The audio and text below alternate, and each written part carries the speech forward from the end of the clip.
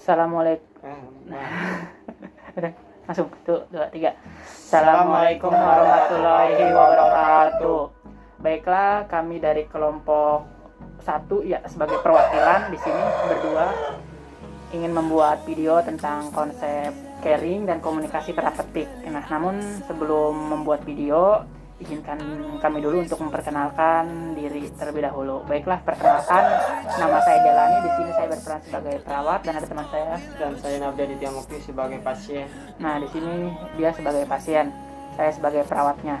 Nah, sebelum membuat video, kita mau berbincang-bincang dulu ya mengenai tentang caring dan komunikasi terapeutik ya. Iya. Nah, karena kan di sini teman-teman sekalian mungkin masih belum ada yang tahu ataupun bahkan udah ada yang tahu tapi lupa ya tentang caring dan komunikasi terapeutik. Nah, sini dia juga mau nanya ke Nabrin ya, masih ingat nggak tentang caring? Caring itu suatu perhatian pada pasien untuk membantu penyembuhan, yaitu perhatian, ikhlas, dan bertanggung jawab pada keperawatan. Nah, ya jadi intinya caring ini memberikan perhatian ya pada pasien, dedikasi juga. Dan ketika memberi perhatian dan berdedikasi, kita juga sebagai seorang perawat harus ikhlas ya dalam memberikan perhatian, tanggung jawabnya juga kita ikhlas ya. Nah, itu kan caring ya. Nah, caring juga kan harus, ini dasar banget ya caring itu ya, yang ada di perawat itu sangat fundamental gitu ya. Nah, terus komunikasi ya, komunikasi terapeutik. Jadi tahu kata komunikasi terapeutik?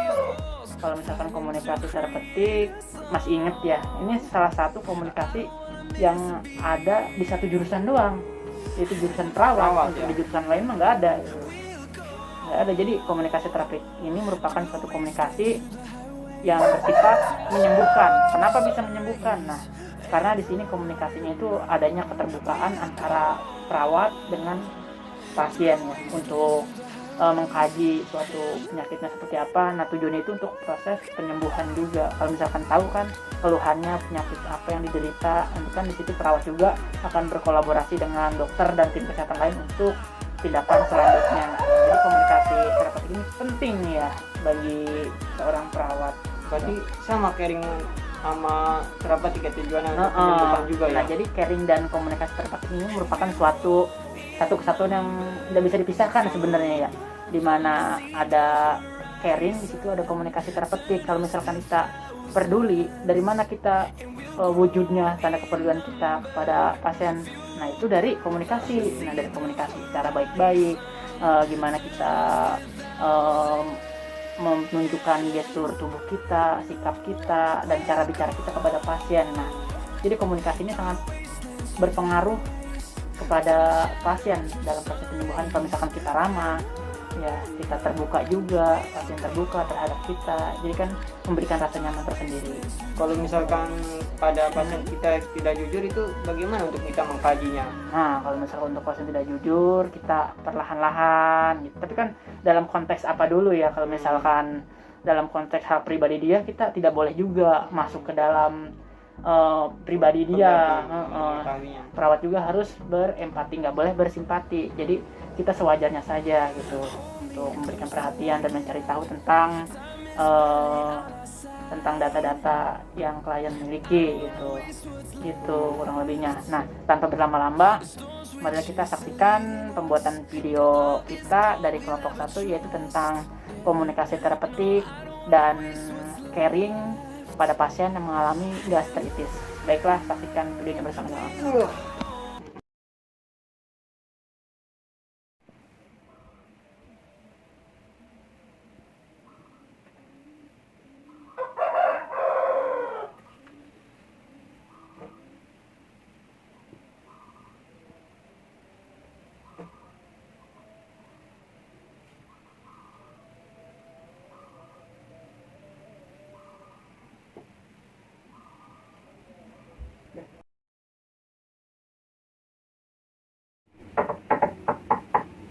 Assalamualaikum. Waalaikumsalam. Permisi, Pak. Iya. Lagi tidur ya, Pak ya? Iya, lagi tidur. Iya. Jadi gini Pak ya, perkenalkan nama saya Jailani ya Pak ya. Saya di sini sebagai perawat yang dinas dari pagi sampai sore hari ya Pak ya. Di sini saya akan melakukan ataupun mengajarkan teknik distraksi dan untuk memenuhi kebutuhan nutrisi Bapak dan ingin memberitahukan proses terjadinya penyakit yang Bapak alami ya Pak ya.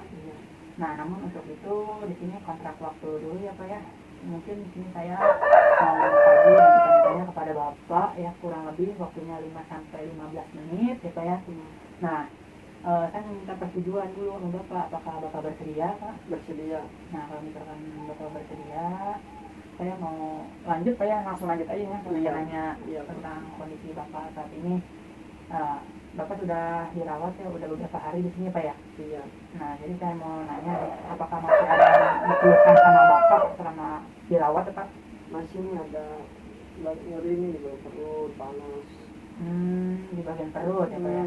Nah, saya mau nanya Pak, ketika perutnya sakit ya Pak ya, hal yang harus dilakukan Bapak pertama kali itu apa Pak? Memegang perut, sakitnya. Lagi lewat kabel saya memegang perut, mengulanginya. Nah, kalau misalkan tadi memegang perut tindakan yang pertama kali dilakukan sama Bapak ya Pak ya? Iya. Nah, sakitnya itu saya mau tanya Pak, kayak gimana Pak? Kayak tertusuk-tusuk panas atau gimana gitu? Sakitnya tuh panas, juga itu panas kalau sakit, kalau lagi kambuh panas banget. Oh, jadi panas ya Pak ya? Iya. Nah, untuk sakitnya pindah-pindah atau di sekitar bagian perut Bapak aja Pak? Di sebagian perut aja tapi cuma itu kalau lagi kambuh. Oh iya. Nah, tetap jadi Pak ya? Iya. Nah, jadi kalau boleh tahu, nanti saya mau tanyakan skala, nanti Bapak boleh pilih ya. Jadi skalanya itu ada 0 sampai 10 ya Pak ya? Iya. Untuk skala 1 sampai 3 itu nyeri ringan ya Pak ya? 4 sampai 5 itu nyeri sedang, 6 sampai 9 itu nyeri berat, dan 10 itu nyeri sangat berat. Nah, kalau boleh saya tahu di mana sakit Bapak itu, di angka berapa? Oh, di angkanya 8. Oh, 8. Iya. Jadi nyeri Pak ya? Nah, nyeri kalau misalkan lagi kambuh ya Pak ya? Iya, nyeri banget lagi kambuh. Iya. Nah, berhubungan dengan nyeri perut Bapak, saya mau tanya-tanya dulu ya Pak ya, mau mengkaji dulu tentang sebelum Bapak dirawat di rumah sakit. Sebelumnya kalau misalkan saya tanya dari makanan terlebih dahulu ya Pak ya, kalau boleh tahu Bapak suka makan makanan yang pedas atau yang manis atau yang seperti apa Pak? Saya suka banget ya makan yang pedas-pedas. Hampir setiap hari saya makan pedas. Oh, Bapak oh iya. Kayak sayurnya pedas, sambalnya. Oh, jadi Bapak suka makan pedas ya Pak ya? Iya. Kalau misalkan dari minumnya juga Pak, kalau misalkan dari minum, Bapak sering nggak minum air putih gitu? Apa suka minum yang bersoda atau seperti apa? Saya kalau sering minum bersoda sih, tapi kalau untuk minum air putihnya jarang. Terus yang asam juga Bapak suka nggak yang asam-asam? Kalau asam-asam saya rada nggak suka sih makannya, minumnya. Tapi ini juga kan pernah minum gitu yang asam-asam ya? Pernah. Nah, tapi nggak sering minumnya. Nah, tadi kan dari makanan ya Pak ya, kalau diriwayat dari katanya, maaf agak sedikit dalam ya Pak ya, untuk konsumsi alkohol ya Pak ya. Bapak sering mengkonsumsi atau pernah mengkonsumsi alkohol atau tidak gitu? Kayak minum-minuman keras atau Saya pernah minum alkohol. Oh, tidak pernah ya. Jadi hanya minuman soda atau yang asam itu sekali ya Pak ya.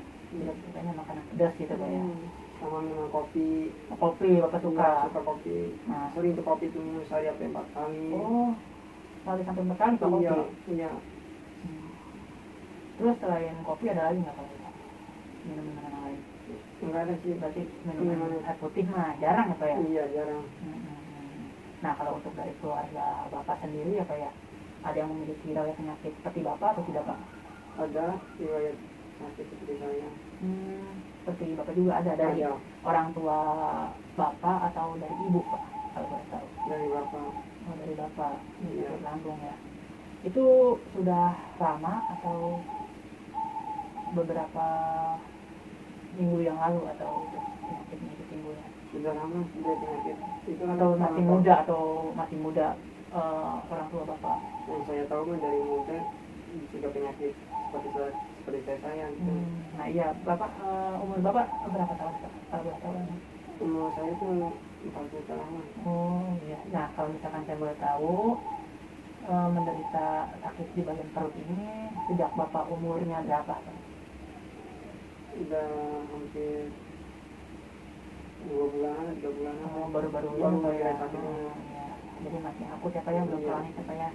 Nah jadi ini bisa tertunda penyembuhannya dan nggak bisa terulang lagi asalkan menghindari faktor-faktor penyebabnya Pak ya. Nah selama dirawat di rumah sakit ini ya Pak ya, makanan ya Pak ya, dari segi makanan. Nah hari ini Bapak sudah makan atau belum? Belum makan. Iya. Nah kenapa Pak belum makan? Ya karena makan tuh saat mau makan Iya. saya terasa mau mual. Jadi saya nggak bisa makan, kurang nafsu makan, jadi saya kalau saat makan mual gitu iya. ya. Jadi saya kurang nafsu makan jadinya. Nah tadi kan mual ya Pak ya. Nah saran saya nanti kebutuhan nutrisi juga harus dipenuhi ya Pak ya. Nah Bapak untuk penyakit Bapak yang derita sekarang ini Bapak sudah tahu atau belum Pak? Saya belum tahu dengan keadaan saya sekarang, sehingga takut, rasa takut. Nah itu apa, di saat mau makan saya rasa mual, terusnya nyeri tiba-tiba panas gitu. Jadi saya rasa takut aja, nggak tahu penyakitnya apa ini. Iya. Nah tadi kan Bapak yang pertama itu ada keluhan nyeri ya Pak ya. Iya. Nah ketika nyeri nanti ada teknik untuk meredakan rasa nyeri Pak. Yang pertama itu ada relaksasi dan distraksi. Iya. Dimana relaksasi ini merupakan suatu terapi tarik napas dalam Pak. Nah untuk distraksi ini mengalihkan dengan menonton video ataupun melihat atau mendengarkan musik gitu Pak. Nah Bapak punya HP Pak? Saya nggak punya gimana, saya doang punya. Punya. Nanti kalau misalkan timbul rasa nyeri apa yang harus Bapak lakukan yaitu teknik relaksasi napas dalam. Iya. Jadi untuk mengalihkan dan mengurangi rasa nyeri Bapak. Bapak sudah tahu belum caranya seperti apa? Nggak tahu. Belum tahu ya Pak ya. Nah jadi nanti saya ajarkan ya Pak ya. Iya. Nah boleh sekarang saya ajarkan ya Pak ya. Boleh ikut instruksi saya Pak ya. Nah jadi mulai saja Pak, ketika ada rasa nyeri ya Pak ya, Bapak bisa tarik nafas dalam. Mari Pak, ikuti saya, tarik nafas dalam Pak. Tahan, hembuskan perlahan. Tarik nafas lagi Pak. Tahan, hembuskan perlahan. Nah jadi hal ini diulangi secara berkali-kali ketika rasa nyeri timbul pada Bapak ya Pak ya. Nah Bapak juga bisa tadi mengalihkan rasa nyeri Bapak dengan menonton video ya Pak ya. Bapak suka kan nonton film atau nonton video-video apa gitu? Suka nonton. Ya. Nah jadi seperti itu ya Pak untuk mengatasi nyerinya Pak ya. Iya. Setidaknya bisa mengurangi rasa nyeri.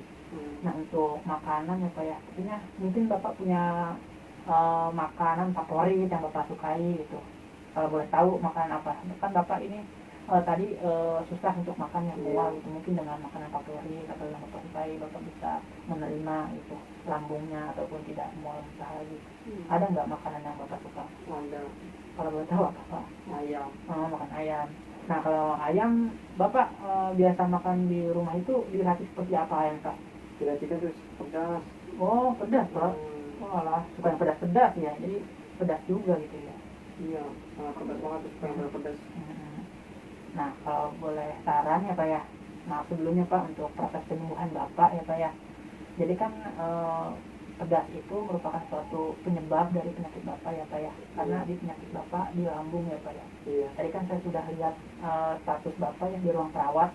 Nah jadi salah satu penyebab dari penyakit lambung Bapak itu yaitu makan pedas Pak. Nah tadi Bapak juga suka minum minuman yang bersoda dan yang masam sekali. Nah ngopi juga tadi Bapak sering sekali, dan air putih juga Bapak minumnya sedikit ya Pak ya. Justru itu air putih yang sangat bagus dikonsumsi dalam sehari ataupun dalam kehidupan sehari-hari. Nah saran saya ya Pak ya, demi penyembuhan Bapak juga nih Pak ya, supaya Bapak tidak lama-lama di rumah sakit dan supaya hilang penyakit Bapak, tidak kambuh lagi. Nah itu Pak tadi, hindari faktor penyebabnya. Itu tadi nggak boleh makan yang pedas-pedas dulu ya Pak ya.